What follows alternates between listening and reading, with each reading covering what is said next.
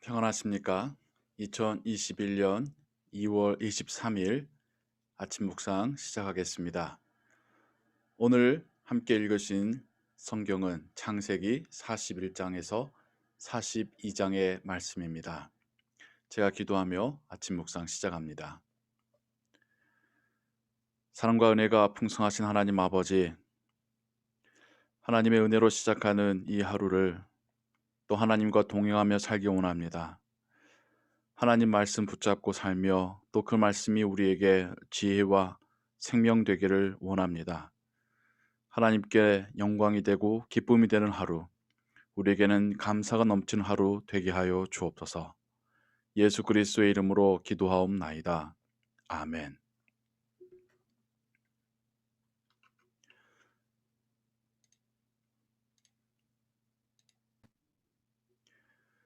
오늘 함께 읽고 묵상할 하나님 말씀은 창세기 41장 25절에서 36절의 말씀입니다. 요셉이 바로에게 아뢰되 바로의 꿈은 하나라. 하나님이 그가 하실 일을 바로에게 보이심이니이다. 7 좋은 암소는 7 해요. 7 좋은 이삭도 7 해니 그 꿈은 하나라. 그 후에 올라온 파리하고 흉한 7 소는 7년이요. 동풍에 말라 속이 빈 7 이삭도 7 해 흉년이니 내가 바로에게 이르기를 하나님이 그가 하실 일을 바로에게 보이신다 함이 이것이라. 온 애굽 땅에 7 해 큰 풍년이 있겠고 후에 7 해 흉년이 들므로 애굽 땅에 있던 풍년을 다 잊어버리게 되고 이 땅이 그 기근으로 망하리니 후에 든 그 흉년이 너무 심함으로 이전 풍년을 이 땅에서 기억하지 못하게 되리이다. 바로께서 꿈을 2번 겹쳐 꾸신 것은 하나님의 이 일을 정하셨음이라. 하나님이 속히 행하시리니 이제 바로께서는 명철하고 지혜 있는 사람을 택하여 애굽 땅을 다스리게 하시고 바로께서는 또 이같이 행하사 나라 안에 감독관들을 두어 그 7해 풍년에 애굽 땅의 5분의 1을 거두되 그들로 장차 올 풍년의 모든 곡물을 거두고 그 곡물을 바로의 손에 들려 양식을 위하여 각 성읍에 쌓아두게 하소서. 이와 같이 그 곡물을 이 땅에 저장하여 애굽 땅에 임할 7 해 흉년에 대비하시면 땅이 그 흉년으로 말미암아 망하지 아니하리이다. 이것은 하나님의 말씀입니다.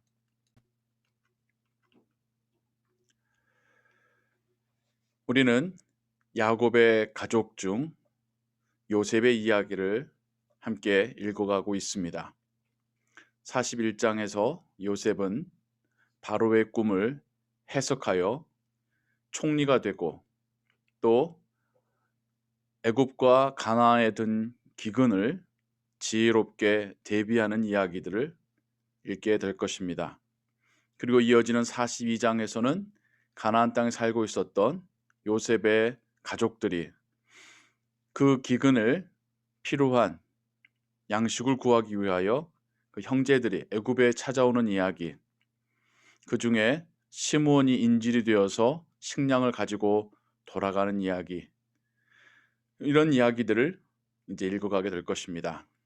오늘 이 아침 또 여러분들과 함께 묵상할 하나님 말씀은 그 중에 애굽의 바로 왕이 꾼 꿈에 대하여 요셉이 하나님 주신 지혜로 풀이를 해주는 그 장면이었습니다. 정말 때가 참에 하나님께서 요셉을 영화롭게 하십니다. 억울하게 옥살이를 하였고 또 오랜 세월 성실하게 일해왔음에도 불구하고 합당한 대우를 받지 못했던 요셉이었지만 마침내 하나님께서 그에게 기회를 주고 계십니다. 창세기 41장 1절은 만 2년 후에 바로가 꿈을 꾼 적이라는 말로 이야기를 시작하고 있습니다. 성경은 특별히 2년의 때가 꽉 찼었다라고 하는 이야기를 하고 있지요. 술 맡은 관원장이 요셉의 꿈 해몽처럼 복직이 된 후 2년이 지났다는 의미입니다. 17세 노예로 끌려온 요셉은 10년간 보디발의 집에서 일하였고 감옥에서 1년을 지낸 후 두 관원장을 만났고 그들의 꿈을 해몽해 준 이후에도 2년이 지나서야 비로소 감옥 밖으로 나오게 됩니다. 그가 바로 왕 앞에 서게 된 때를 대략 30세 정도로 보게 되지요. 그가 아버지의 집을 원하지 않는 방법으로 떠나게 되었고 이제 하나님의 손에 붙들려서 바로 왕 앞에 서기까지 참 많은 시간이 흘러야 했습니다. 하나님께서 우리의 인생을 주관하실 때에 진정 하나님께서 정하신 때가 있는 것 같습니다. 우리가 계획하고 소망하고 그렇게 바라는 대로 인생이 되어져 가는 것은 아닌 것 같습니다. 그러나 또 하나님께서 정하신 때가 되면 그 때가 차면 좀 하나님께서 계획하시는 대로 그 뜻을 이루시기도 하시지요. 요셉의 30이라는 나이와 숫자가 의미가 있는 것이 아니라 그의 인생 가운데 하나님의 정하신 때가 있더라는 것이 중요한 메시지입니다. 우리의 인생 가운데서도 하나님은 정하신 그 때가 참에 또 우리의 인생의 여정을 구비구비를 인도하시고 새로운 방향을 또한 제시해 주시면서 그렇게 우리와 동행해 가실 것입니다. 하나님께서 우리에게 원하시는 모습은 인내하며 순종하며 성실히 살아가는 것이겠죠. 그리고 때가 참에 하나님은 또한 우리에게 새로운 사명을 맡기실 것입니다. 요셉은 이런 모든 상황 속에서 모든 것을 하나님께 영광으로 올려드립니다. 바로 왕 앞에 선 요셉은 바로 왕에게 꿈을 주신 이도 하나님이시고 그 꿈을 해석할 지혜를 주실 분도 하나님이시라고 고백하고 있습니다. 바로 왕에게 꿈을 주신 하나님의 이야기를 들으면서 우리는 이런 생각을 해보게 되죠. 하나님께서 하나님의 자녀들에게, 하나님의 선지자에게 꿈으로 그 뜻을 알려주시는 것은 알겠는데 왜 이방 왕에게까지 하나님은 꿈으로 그 뜻을 알려주신 것일까? 하나님은 믿는 자만의 하나님이 아니십니다. 모든 세상의 통치자이시고 주인이신 하나님이십니다.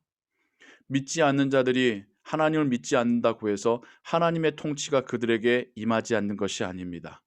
하나님을 믿지 않는 나라라고 해서 하나님께서 그 나라를 통치하지 않고 계시는 것이 아니라는 것입니다. 하나님께서는 믿지 않는 자들에게도 통치하시는 하나님이시고 그들에게 그 뜻을 보여주시면서도 하나님의 경영을 해가고 계시고요. 또한 하나님의 믿는 백성을 축복하시기 위해서라도 믿지 않는 자들에게 그 뜻을 드러내시고 또 자연의 운행대로 되어져 가게끔 하고 계시는 것입니다. 이렇게 바로 왕에게 인정을 받고 높은 총리의 자리까지 앉게 되었고 또 가정을 이루게 되었고 두 아들까지 낳게 됩니다. 두 아들을 낳고서 하나님께 전적으로 감사와 영광을 돌리죠. 그들의 이름을 보아서도 더욱 요셉의 그 마음을 우리가 알 수 있습니다. 므낫세를 낳고서는 그가 그의 이름의 의미를 붙이기를 하나님이 나로 나의 모든 고난과 나의 아비의 온 집의 일을 잊어버리게 하셨다. 하나님이 위로해 주셨다라는 것이죠. 그동안 고난받았던 것을 다 보상받을 정도의 기쁨이 하나님께서 나에게 주셨다. 그런 의미겠죠. 에브라임을 낳고서는 하나님이 나로 나의 수고한 땅에서 창성하게 하셨다. 첫째 아들 낳고서는 그 과거에 대한 하나님의 위로였다고 하면 두 번째 아들 낳고서는 지금 이 현재의 상황에 대한 하나님의 감사를 올려드리고 있습니다.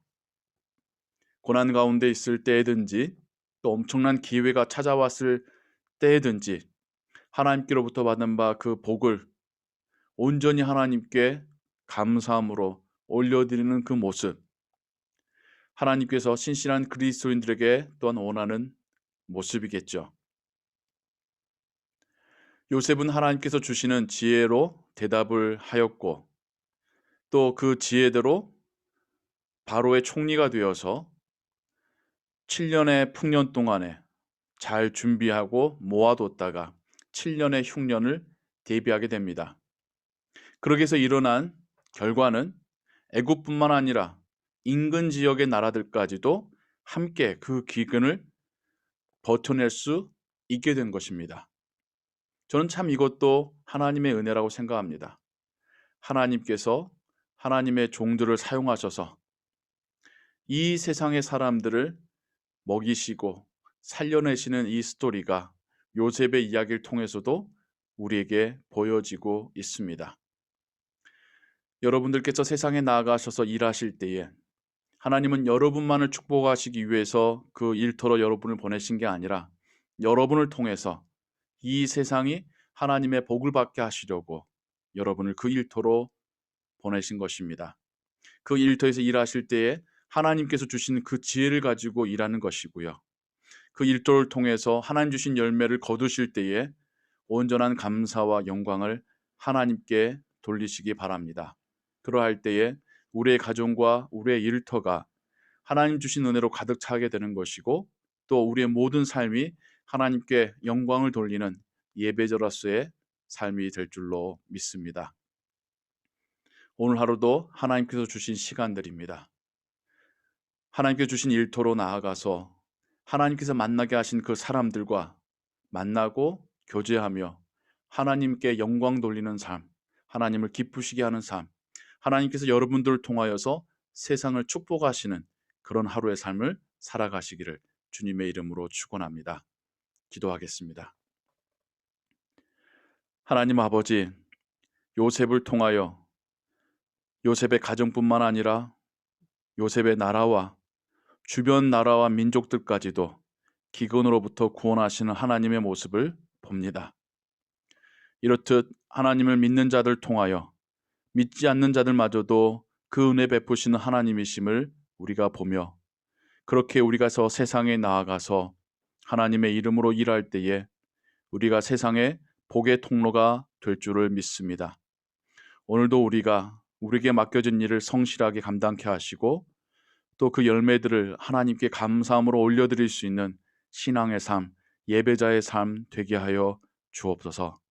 모든 것 주께 의지하오며 예수 그리스도의 이름으로 기도하옵나이다.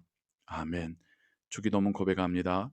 하늘에 계신 우리 아버지여, 이름이 거룩히 여김을 받으시오며 나라의 마옵시며 뜻이 하늘에서 이룬 것 같이 땅에서도 이루어지이다.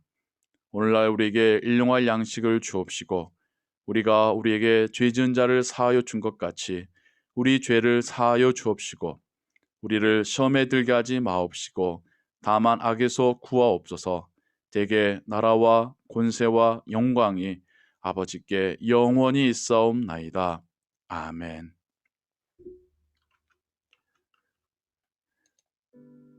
예, 기도 찬양에 맞추어서 찬양하시다가 또 오늘 하루의 삶으로 또 나아가시기 바랍니다.